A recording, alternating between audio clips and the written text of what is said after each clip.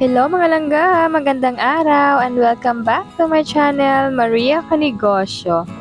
Ngayong araw mga langga ay papakita ko sa inyo kung paano nagsimula itong aking maliit na business.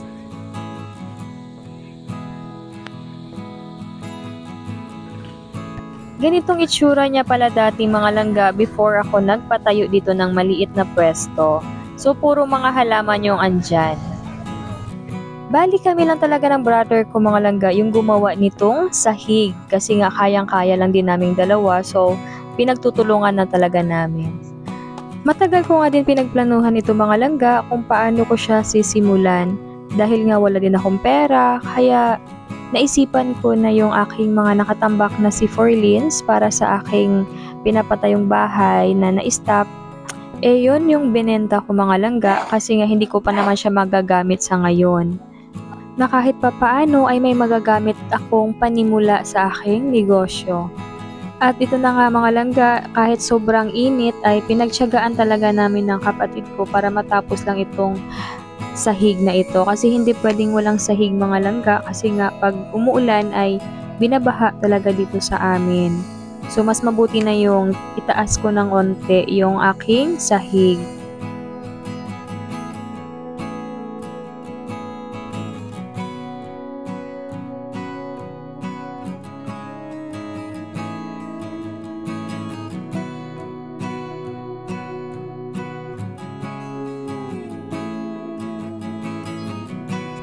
At ito tapos na nga mga langga, so yung pinaplano ko naman is lagyan talaga siya ng bubong. Kasi pag umulan na naman ay mahihirapan din naman ako. Kaya itong paggawa ng bubong mga langga ay kumuha na talaga ako ng isang panday para maayos talaga yung aking bubong. Thank you so much pala sa aking panday na sobrang bilis. 3 hours niya lang talaga ginawa yan mga langga. Sobrang bilis niya at sobrang ganda ng gawa. So, tapos na yung ating bubong mga langga. So, itong table naman yung ating pagandahin. Kaya, naglagay lang ako dyan ng floor mat. Kaya yung carpet. Yan lang yung nilagay ko mga langga.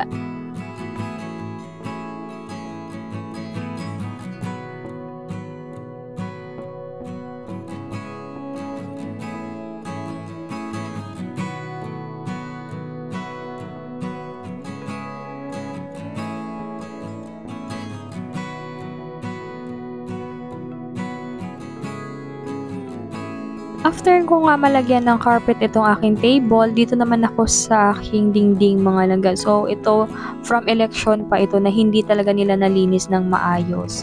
Kaya yan, pinagtiyagaan kong gamitan ng kutsilyo. And after 2 days, ayan, magbubukas na po yung ating Maria Kanegosyo. So, excited ako dyan mga langga kasi nga kakabukas, first kung magbukas. Pero wala yung sa isip ko na baka wala akong customer, ganito, ganyan. Yung nasa isip ko, bahala kayo basta magbubukas ako. Friday nga pala ako nagbukas mga langga. Tapos sabi pa nga nila, bakit Friday wala nang pasok? Pero yung sa isip ko, tinutulak talaga ako ni Lord na, sige buksan mo kahit Friday. So, ayan, nilinis ko muna. At saka, piniprepare ko lahat ng aking mga pambebenta. Kahit sabihin pa nating maliit na negosyo lang yung sisimulan mo mga langga is mahirap, sobrang hirap talaga. Kasi hindi naman yung pagsisimula mo, yun yung binebenta mo lang, yung ipupundar mo. Marami kang ipupundar, itong mga gamit, itong mga lagayan ko.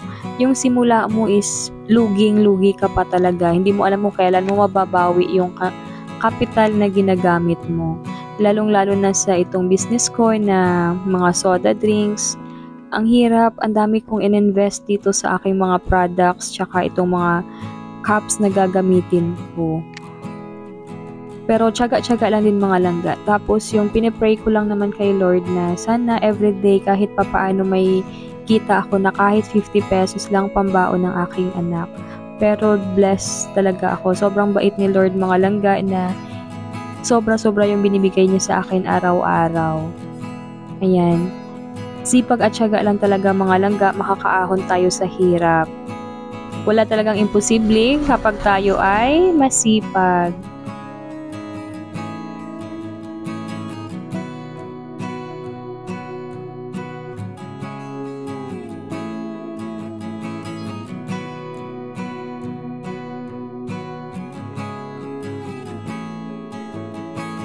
So, ito yung ating mga drinks, mga langga. Available muna sa akin is yung 6 drinks natin. At then, meron din tayo ditong turo-turo, yung mga fishball, tempura, french fries, and fried siomai.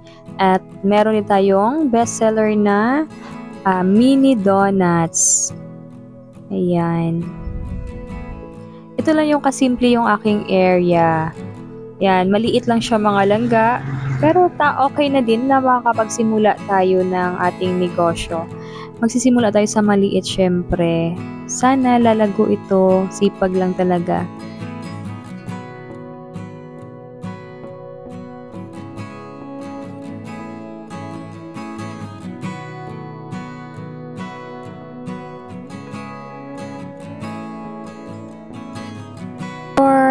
Mga langga, meron tayong buena mano. May nag-order agad sa akin online kasi pinopost ko lahat ng mga products ko sa Facebook. Kaya ayan, may nag-order na sa akin. Pero for pick up lang talaga lahat mga langga kasi wala akong delivery at hindi ako makaalis talaga kasi ako lang talaga dito yung gumagawa kasi si mama busy din sa tindahan. So ayan, may nag-order sa akin ng 6 na soda drinks.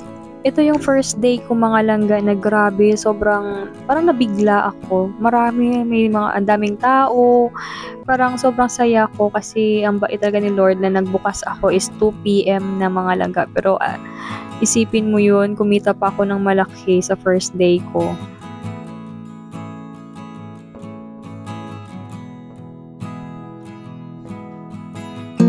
And ayan, flex ko lang yung aking mga first customer dito mga langga. So, thank you so much sa inyo at sa uulitin.